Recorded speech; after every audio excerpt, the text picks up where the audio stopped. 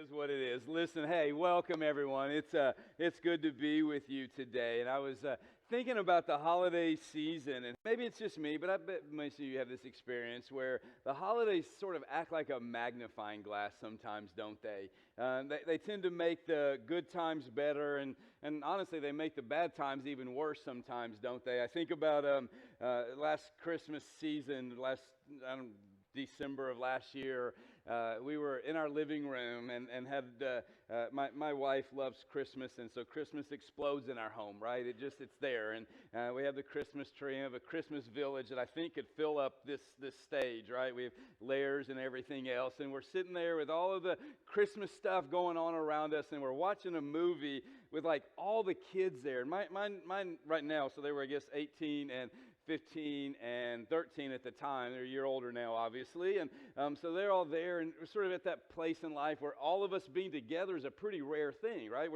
It's rare that we're all in the same room at the same time and all happy about it. That's even better. And so we're sitting there watching this movie, and I look over at Emily and I go, "Life is good." And the girls go, "Dad, why do you have to ruin everything?" And I'm like, "It's just good, right?" Because it's just one of those moments you're just thankful for family and just the holidays and everything that goes along with it. And at the same time, some of you have been around on Christmas and the holidays where you go, it's not really that good. Like any of you have the one family member who always says the most inappropriate thing year round, but it's just worse on the holidays. That they just have the way of sort of ruining the mood and saying the thing that everyone's going like, why do you even have to talk? And if you don't have that person in your family, it may be you. I don't know. You have to figure that out. But it makes things like even worse. And I know that's silly, but even the real things, right? That one's silly. But sometimes the pain and sometimes the hurt and the sadness and the grief that some of us have had, and some of us that's really real. It's like the holidays tend to, well, magnify those, don't they? And you wish you didn't have to deal with it, and you wish you could just like ignore it or pretend like it wasn't there. But you wake up in the morning and you're reminded of all of the good things that are going on, and it makes the hurt that you have in your life even more. And this holiday season, for the next 3 weeks, we're starting the new series today. If you didn't get one of the 4G guides, I definitely encourage you to grab one. We're going to look at this theme of overcome. And next week we're going to look at how we can overcome shame, how we see ourselves. And the week after that we're going to talk about overcoming labels, how others see us. And this week we're going to spend a little bit of time talking about overcoming offenses, how what others have done to us. And again, in the holiday season, right, especially if you have to be in the same room with that person, or maybe you long to be in the same room with that person, and for some reason you can't, and it just makes those feelings, those experiences even more painful. And I think, and again, I may be wrong, but I think that most of you would agree that we live in a world that where people are easily offended.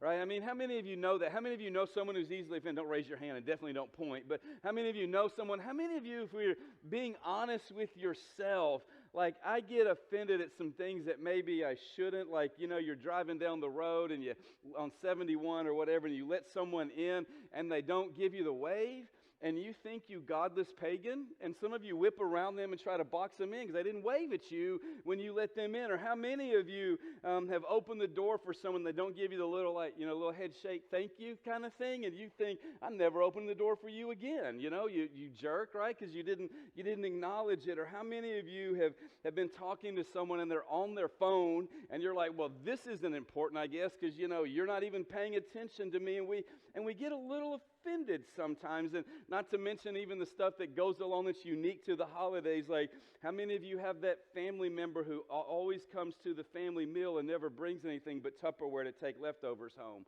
right? And they're the ones that don't even help with the dishes, right? My mama didn't let me get away with that, but you know what I'm saying? It's like, and you look at it and you go, you what's wrong with you? And you get mad and you get frustrated and you get upset and you find yourself offended.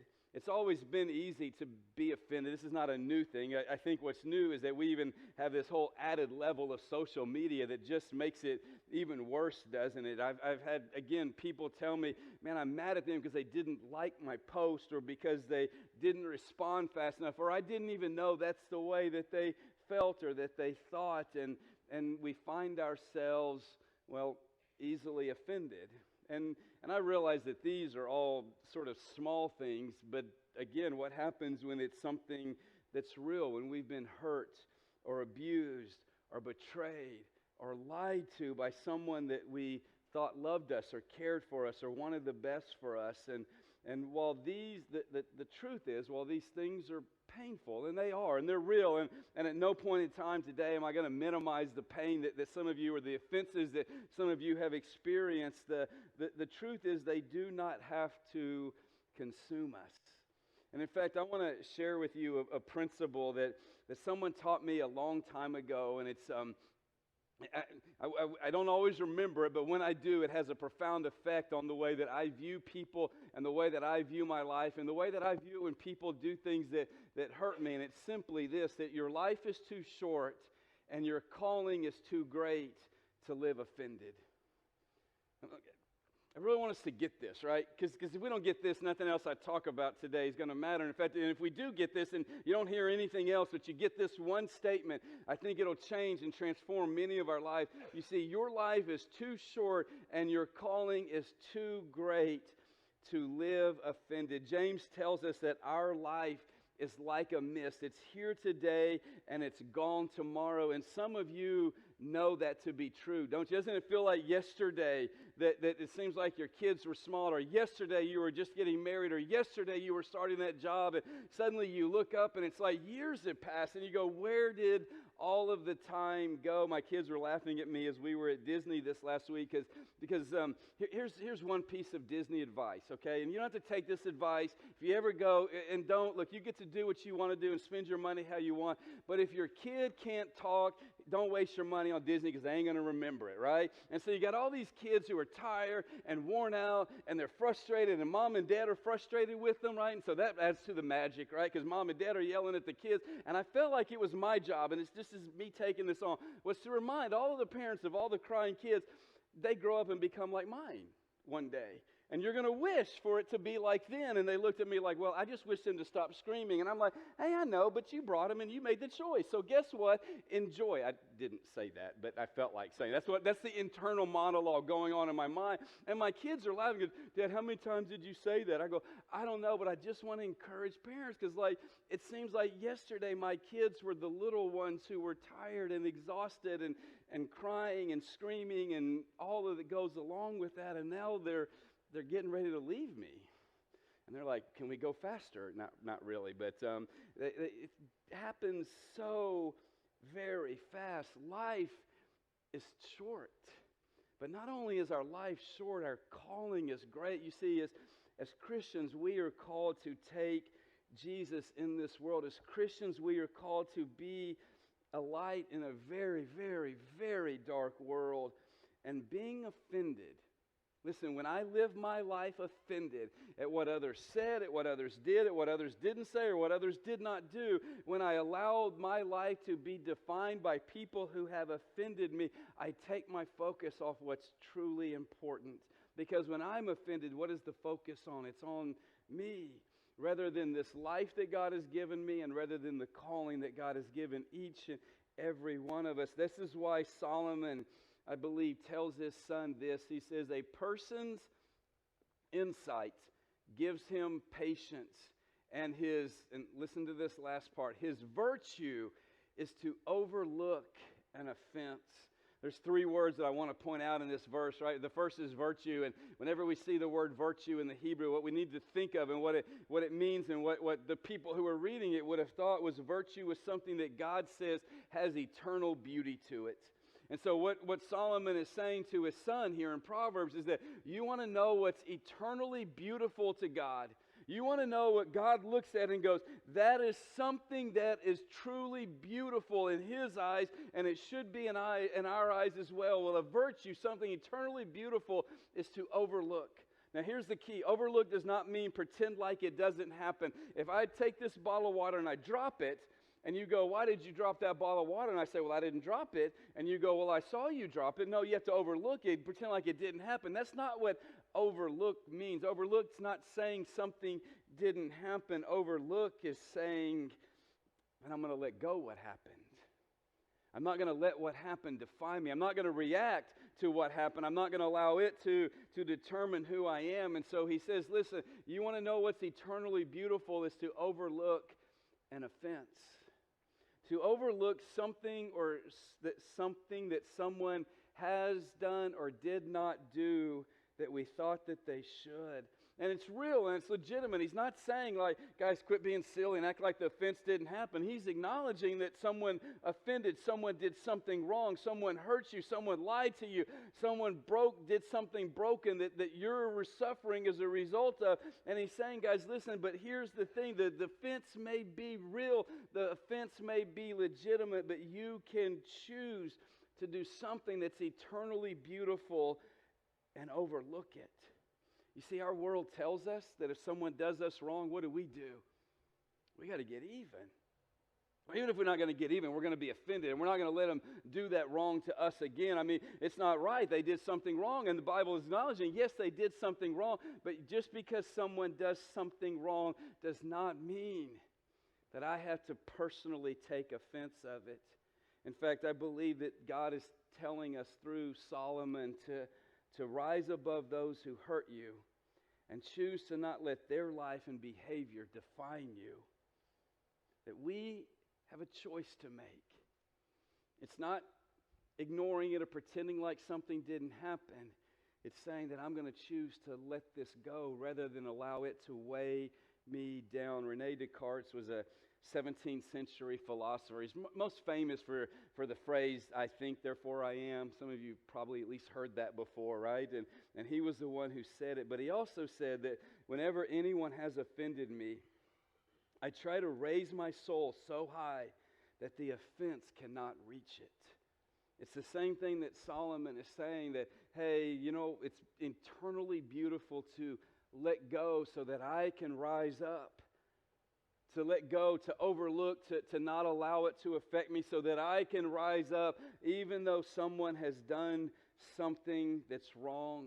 And so whatever your offense, whatever the offense that you've experienced, whatever the wrong that's been done to you, whatever thing that you look at and go, man, this is not right, whether it's big or it's small, I pray that today each of us in our hearts will make this declaration that with God's help, I'm getting over this. I want to spend time talking about sort of two sides to this. I want to look at what I would call small offenses, the things that are everyday and ordinary, and we wish that they didn't affect us, but we know that they do. And then I want to spend some time looking at the big things, the real things, the incredibly painful things that we all experience. Because listen, with God's help, I'm getting over being easily offended.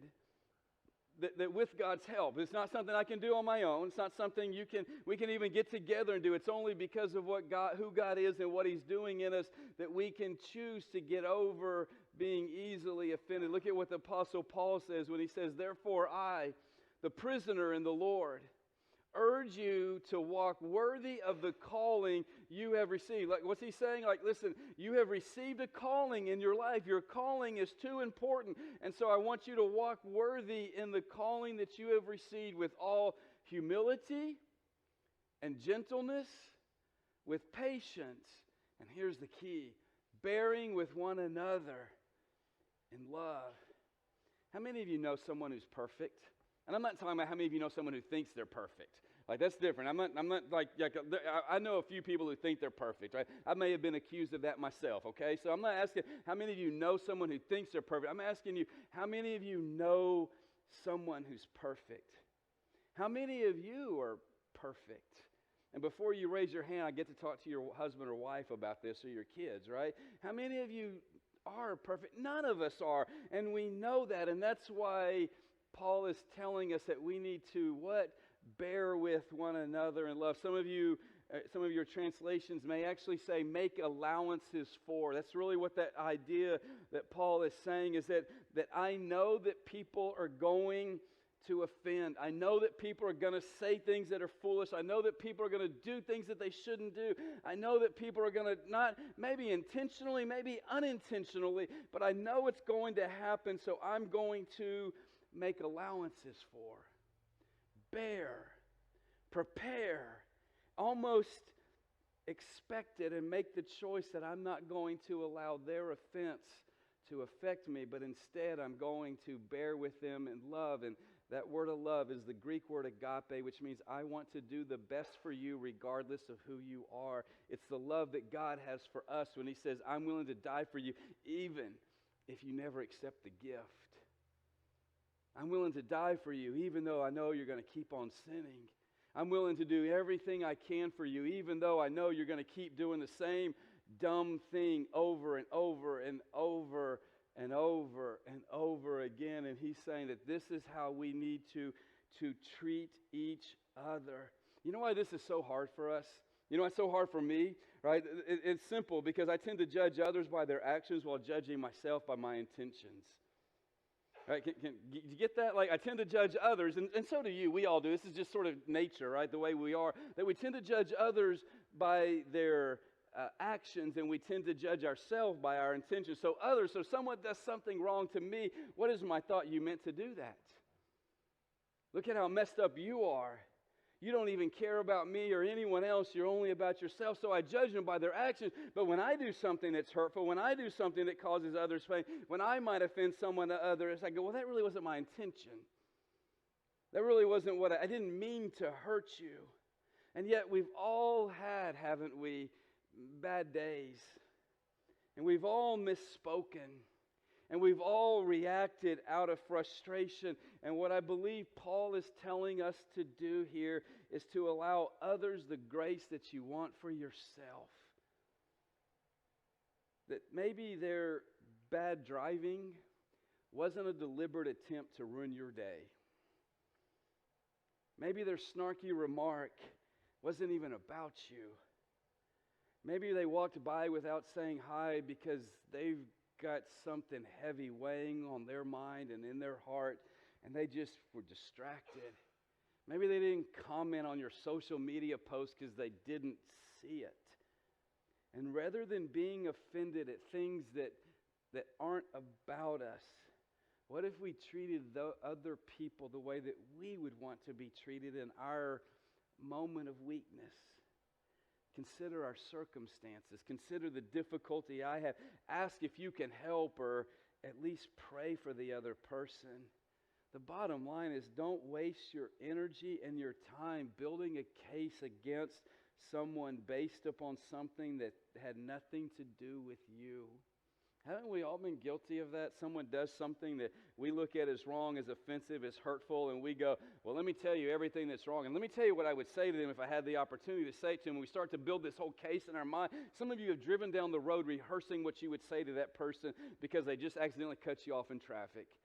Some of us have spent hours staying up at night saying, if I ever get a chance to just tell them what I'm feeling, here's what I'm going to tell them. And you rehearse it in our mind and all the things that they did wrong. And you always do this and you always say this, and we go over and over and over and over in our mind rather than treating them the way that we would want to be treated in our moments of weakness and brokenness. Life is too short to be wasted. And our mission is too important to be distracted by silly offenses that often have nothing to do with us. So you see, as Christians, we, with God's help, say that I'm getting over being easily offended, but also with God's help, I'm getting over the big offenses. Because there's another side to this, and there are some of you, in fact, I bet most of us in here have genuinely been hurt by someone in our lives. And we have real wounds and real pain and real difficulty that's the cause that someone else did to us. I'm not even minimizing it. And maybe they were intentional, and maybe they were deliberate, and maybe they just did something that was just that you're still dealing with the consequences years and years later. And sometimes, I'm telling you, this time of year, because as a pastor, I get to talk with a lot of people, and it stirs up those feelings of betrayal and hurts and the lies that others have told and the abuses that we've experienced in the lives at the hands of other people. And listen, if I had the time today, I would love to walk down here and look every one of you in the eyes and say that I am sorry for the hurt that others have caused in your life. If I had the time today, I would love to just to sit and hug and cry with you and tell you how much my heart is broken that others have hurt you, because like you, I have experienced that hurt and that pain, and it just seems like it just weighs heavily on us, but we have a choice. We can either allow that pain to consume us, where it becomes anger and bitterness, and drives deeper down into us and becomes darker and darker to the point where our identity is built around the pain, the hurt, the lies, the things that people did or did not do. So many of us have allowed the sin of another to define who we are as a child of God. I'm the person who went through. I'm the person who experienced, rather than saying, you know what, God? You took my sins and threw them as far as the east is from the west. I can release the pain that others have caused me. I can let it go. I can choose to not allow it to consume me. The only way we can do this, and listen, you can't do it on your own. There's just no way possible, but we can do it when we begin to stay close to Jesus, when we allow Him to fill our lives. We can do it when we get help from others. That's the beauty of the body of Christ, is that we're not supposed to walk through this life alone. And there are people here who you can talk to. And sometimes it's amazing how just talking through our pain and talking through our difficulties can change us. But sometimes we can even get the help of others who are professionals, who know how to help and can help us work through the challenges that we face in life. But it is a choice to either hold on to the pain or to let go of it. That's what, again, Paul, when he's talking to the Christians in Colossae, he puts it this way: therefore, as God's chosen ones, holy and dearly loved, put on compassion, kindness, put on. I want to stop there for a minute, because putting on means it's a choice to put on. I've never accidentally gotten dressed in the morning. It doesn't work that way. I get up, I look at what I'm going to wear, and sometimes my kids tell me don't wear that, so I go back and figure something else out, but I put something on. He's saying, just like you get dressed in the morning, put on compassion, kindness, humility, gentleness, and patience, bearing with one another and forgiving one another if anyone has a grievance against another. Just as the Lord has forgiven you, so you are also to forgive. Making allowances, choosing to forgive one another. How? Just as God has forgiven you. How many times has God forgiven you? Start counting. We can't, can we? The number is just so big. If we started to go through and think of all the things that God has done to forgive me, I mean, I could spend the rest of my life and I still wouldn't remember all the things that He's done. And by the time I got to everything He's done to this point, I'd have a whole nother lifetime to figure out all the things He's done then, right? Because God is such a forgiving God that He has forgiven us countless times. And His forgiveness wasn't cheap, was it? It wasn't like, oh, that's no big deal, just go on, Stephen. No, His forgiveness cost Him His Son dying on the cross. And so you see what Paul is reminding us here is that we need to forgive. Why? Because it's good, because we want to be good people. No, we forgive because He has forgiven us more times than we can count. I think of all the times that I have betrayed Him. I think of all the times I have been selfish, unkind, rude, just broken like the rest of us in this room. And Paul is saying, guys, you know how much God's forgiven you. You're never going to earn it. You're never going to pay back. But the one thing that we can do in light of God's forgiveness is forgive others. Bear with each other.